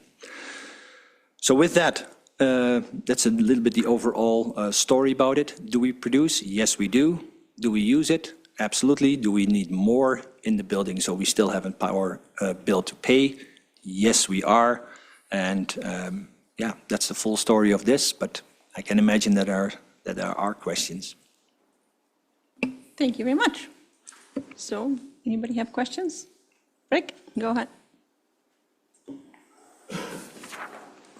Hans, do we use any of that power directly from the panels? Or do we simply, as we generate it, we push it back into the system? Thank you for that question. So it is an inverter switch. So yes, we do directly use it from the panel. So that moment that we use it from the panel, we use less coming in from the grid, or even nothing from the grid at that moment when we produce nicely and the sun shines high. At that moment that we even produce more energy from the solar system than we use in the building, we push it back into the grid, and basically that turns our meter backwards. So yes, the moment that we produce, we start using it straight away ourselves as we are able to. So in the middle of the night, for instance, we don't produce anything. All the energy that we need for running our pumps during the night has to come from the grid. Then during the day, we start using the production that we have from the solar panels. And if we produce more than we need, at that moment, we start pushing it back into the grid. Gotcha. So I guess where the tough decision will come is when these start to get towards the end of their life cycle, and whether it's worthwhile to look at reinstalling or whatever the case may be, whatever may be available then. I mean, it's nice that we get $20,000 back, but yeah, it would be nice to get more. Yeah, I know we've talked about the co-op or whatever. I understand the county has signed up with a co-op that gets a little better per kilowatt deal. Jocelyn's going to make the inquiry, so we'll see if there's an opportunity there maybe to do that. And I'd also like to, when we talk to the waste to energy guys, what is their T squared M something, whatever, they had talked about if we go to waste energy, there's an opportunity, and I'm not really clear on what his discussions with Fortis were exactly, but it was we can eliminate, whatever we generate, we can eliminate that electricity produced from one of our other facilities within the grid. Maybe you can clarify that a little bit, Through Jocelyn? the chair to Councillor Evans, the phrase that they used was to use behind the fence. And depending on the size of the production scale that you would go with for waste energy, they could possibly generate enough to cover the usage of a building. Yeah, it was my understanding when he talked to him that we'd be looking at, say, at the landfill, producing the energy, but we could apply that energy produced to the water plant. Yes. Are we saying the same thing here? Yes, we Pretty are. much? Okay. So I think, depending on how that's structured, maybe that's another opportunity to look at the structure of our deal with Fortis at the pool. Because if they're going to simply pull the chunk of power that we generate, including the distribution fees, et cetera, if they're just going to chop our bill by that much, then that's where the advantage is, right? I mean, that's where we're losing when we get paid for this power, is we're not getting the power and the distribution fees knocked off for that chunk that we're giving them back. Does that make sense to you? Yes, that makes sense to me. And let's say to make that maybe more understandable, even if you produce so much yourself that you never buy a kilowatt power from the distribution grid, you probably still will pay the distribution grid and the transmission grids because they are calculated separately. So To really get away from that, you should basically completely go off the grid. Yeah, direct And feed. that's a total different ballgame, of course, to Yeah. be totally off the grid and disconnect everything and never have that going on. But yeah, so you're right. There's always that calculation that you still have to take in consideration. So the other thing is to remind everybody, of course, we don't store the energy that we make more than we use at that moment. We cannot store it because that's a, let's say, a big issue of battery power. So we don't have battery powers, not under the pool, there's a secret basement with a lot of batteries where we can store it. That's not the case because that's a totally different ballgame. Right. Yeah, and that's the crux of the issue in the end. You're trying to get this, produce your own power and get and recover those costs. But of course, where the big cost is those distribution and delivery fees. So anyway, I think that it's more or less the same deal if we start doing waste to energy, but I just want to, it sounded a little different when we had that discussion with them. So we'll see if there's a difference there, and we'll see maybe there's an opportunity with that co-op to get a little better returns. My understanding that they kind of just accept all the power that's generated in an area, and they pay per kilowatt back to the user, us, and work out a deal with the supplier at a certain rate. So maybe there's an opportunity to improve our value there a little bit. We'll see as we move along. Okay, thank you. Thank you very much. I'll go to Councillor Gaman. Oh, no, go ahead. Oh, No, sorry, Ann, thank you. No, That go ahead. I can interject down here. I would like to point one thing out, of course. Because we are producing power that we, in this case with solar panels, there's of course the greenhouse gas reduction as well. So that calculation, when that's given as a number like, hey, how do we produce power instead of with another form of power, which most likely from the grid comes with a higher greenhouse gas emission numbers, with solar panels that we produce ourselves, you can say, and that's the calculation at the end of the graphs, on the top right hand of the page, is a reduction of greenhouse gas, let's say pollution. So that's an aspect, of course, that's part of solar panels as well. Yeah, no, that was one of the questions that I was going to ask, but thank you for that. The other question, I was just wondering, 97,000 usage, right, consumption cost. What would be the distribution, including the distribution, or is that including the distribution? Just testing your... Yeah, thank you for that question. No, that's including the distribution. So that's the 52 and the 44 together, which is the 97. Okay, okay. Again, similar to what Councillor Evans was mentioning about the distribution cost, and yeah, as you mentioned, there's probably a base distribution cost, right? But I think it's still kind of attached to the usage as well. It might go up and down a bit on top of that. If I'm correct, I may be misreading my electricity bill. Thank you for your question. No, you're exactly right. It does fluctuate.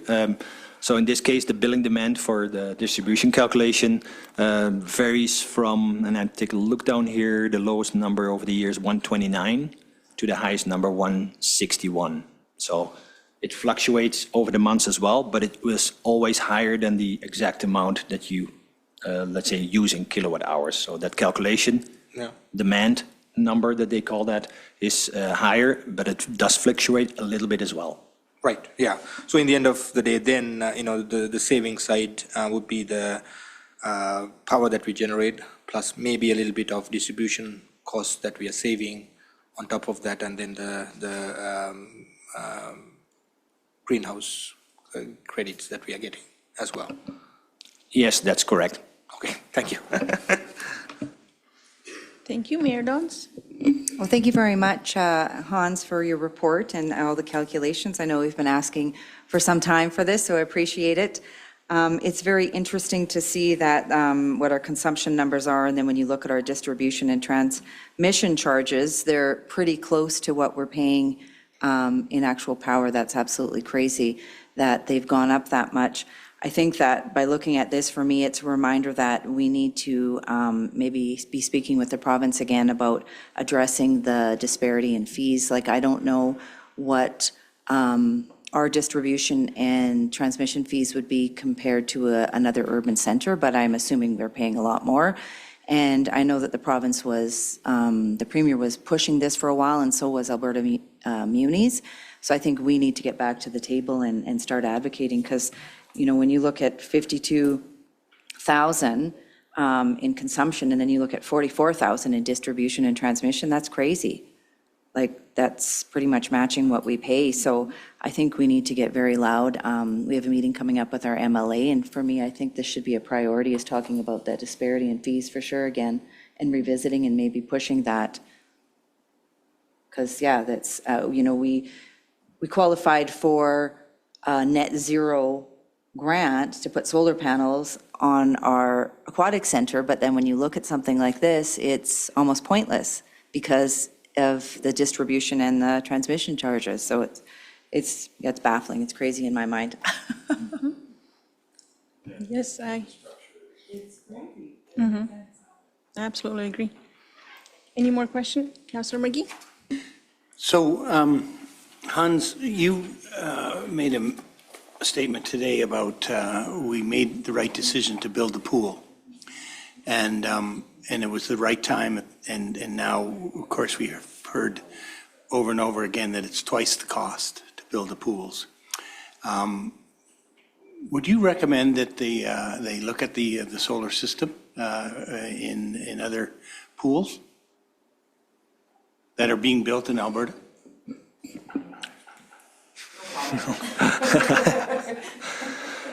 So, thank you for that question. I would share the information that we have based on our experience, and they have to take their own conclusion, of course. So, yeah, not being an expert and not seeing the trends and the other information that might be available without, let's say, our knowledge, yeah, they have to take their own conclusions, of course, on this. Yeah, and that's a good answer. The problem that I have is that we had experts. I mean, just people saying, you've got to do this, here's what it's going to do. And now we have an example of what it can produce. And for some reason, it never seems to flip the page. The experts are still out there, and they're still pounding the pavement. And yet, okay, there's some examples that you maybe should have just a good cursory look at what you're doing. And it just never seems to happen. And it always astounds me that we get out there and we put it up there. The green guys come from the government of Canada and say, this is exactly what you need and it's going to really work well. Your point on greenhouse gases was a good one, though. But at the same time, I just think the expertise, we expect experts to be experts.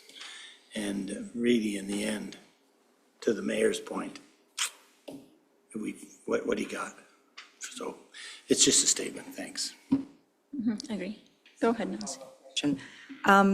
Do we have any numbers or stats, or how could we get the information to compare our fees to an urban center? Because what we're hearing and what we're seeing is that rural communities pay more, right? So I don't know if that's something Alberta Munis would have, or if that's something we'd have to, like I said, maybe prioritize with our MLA or what, but seeing what those different distribution and transmission fees are comparably. Through the chair to Mayor Dodds, we'll look into that for you. Okay, thank you. Thank you very much. Is there any more questions for Hans? Nope. Thank you very much for your report. I see there is a recommendation for a motion. Is there a councillor that would like to make a motion? Sure. Councillor Evans?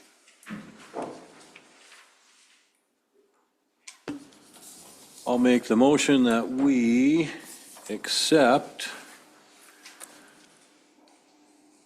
this report as information. Sorry, I was looking for the report number. 37. There we go. Thank you. That committee accept the power output and power usage of the Ricochet Aquatics Facility Report RTC 25-158 for information. Thanks. Thank you. Any comment on the motion? All in favor? Oh, you have it now. Thank you. All right, let's move on to 3.3. So we have the in-house committee terms of reference, the mayor's task force. That will be Jocelyn. Thank you, Deputy Mayor. At the last council meeting, there was a concerned resident letter addressed by council with the suggestion of setting up a mayor's task force on the unhoused. So before you today is a committee terms of reference for discussion, which would then be approved at the June 30th meeting if council is content with it. Sorry, July 30th, months are moving way too fast. So this is presented for your information and feedback, and any changes you'd like to make or additions, deletions to the committee composition.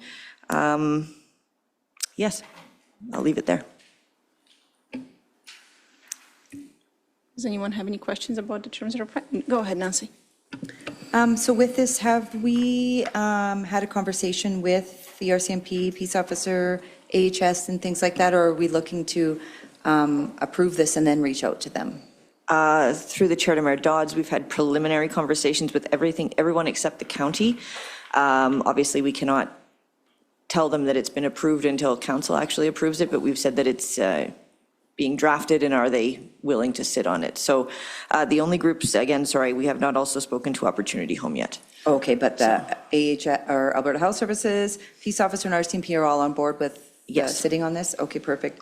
And then just maybe number 3, I was just wondering, roles and responsibilities of levels of government and law enforcement. If we couldn't, and I know this covers this, but be a little bit more specific in maybe saying roles and responsibilities of municipal authority and the levels of government and law enforcement, just so I think there's a clear understanding of what our authority and how we work under that as, I think, elected officials, right, would be helpful. Absolutely. Thank you. Thank you. Any other comments? Oh, go ahead. Thank you. Just regarding the composition, just my idea or my mind, just looking at the composition here, we have RCMP, which is, I guess, a vital part of what we're trying to do, and peace officer, as well as HS. But what I think is missing is, we have Opportunity Home, but the other 2 organizations that work on this space is not included, which is Warming Hearts, as well as Human Helping Humans.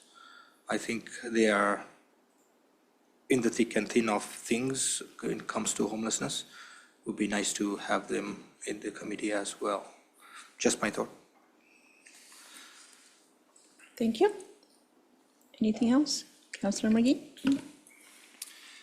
Do you think as we structure this, we would be looking for expert help and reports and things like that? Or do you think this is a quick sit down and try to get things sort of in place and ready for discussion in, let's say, the 15th of September?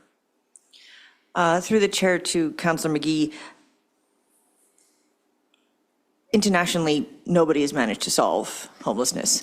I don't believe there are current experts that we could afford at municipal budgeting levels to deal with how to actually action it in a small municipality. What I see from the conversation at the previous council meeting, that the proposed outcome of this would be an understanding of where the community would like council to head in ways of dealing with homelessness, and also for the community to be educated in who can and handle what. And that is sort of what I see as the proposed outcome of this particular task force. And do you see that outcome before?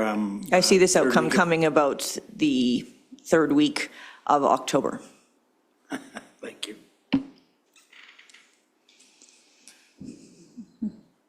Thank you very much.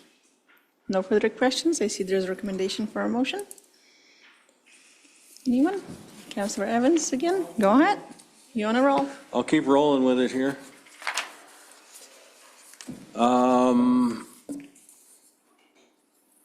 That the committee terms of reference for the mayor's task force on the unhoused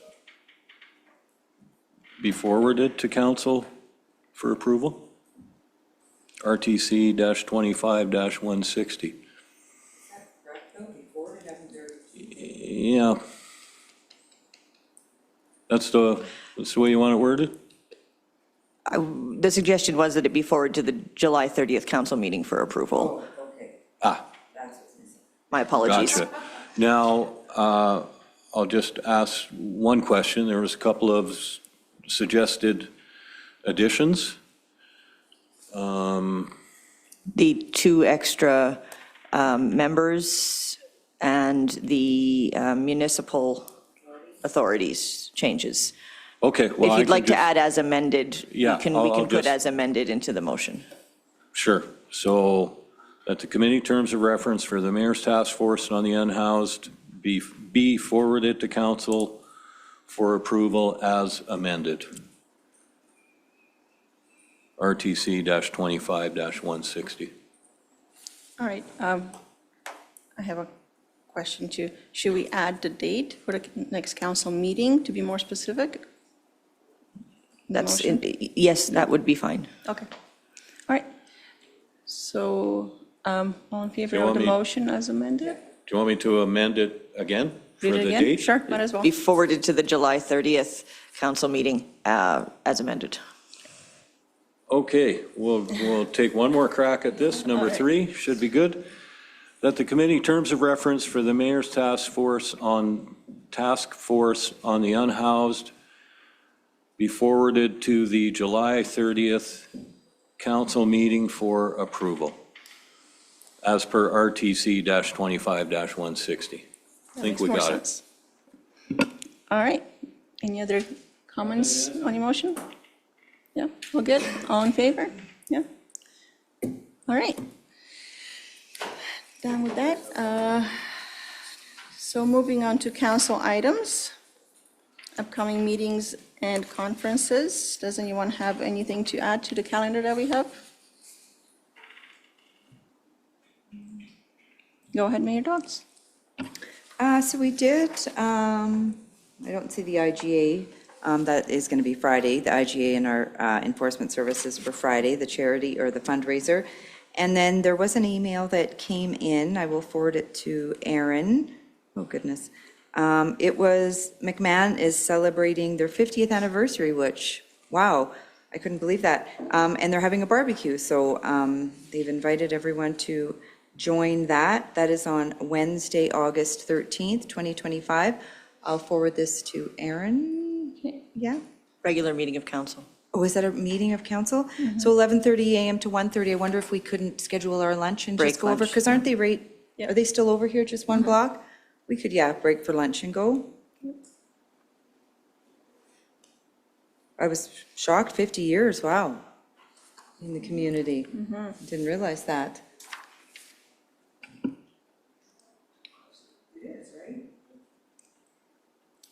Anything else from anyone?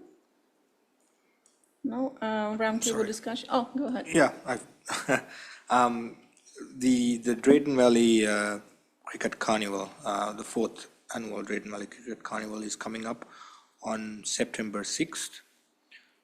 If you're in town and would like to watch a cricket game, that will happen again this year as well. There's a couple of teams from Edmonton coming as usual. There's one team from Red Deer additionally coming this year, and there will be 2 teams from Drayton Valley, so altogether about 5 teams. Thank you. Nice. Nothing else for the conferences and meetings and roundtable discussion? Is there anything anybody wants to bring up? Committee updates? Nothing? No? Good. Well, items for future meetings? No? All right. Good. Sailing through. I guess I will adjourn the meeting at 11:19. Thank you.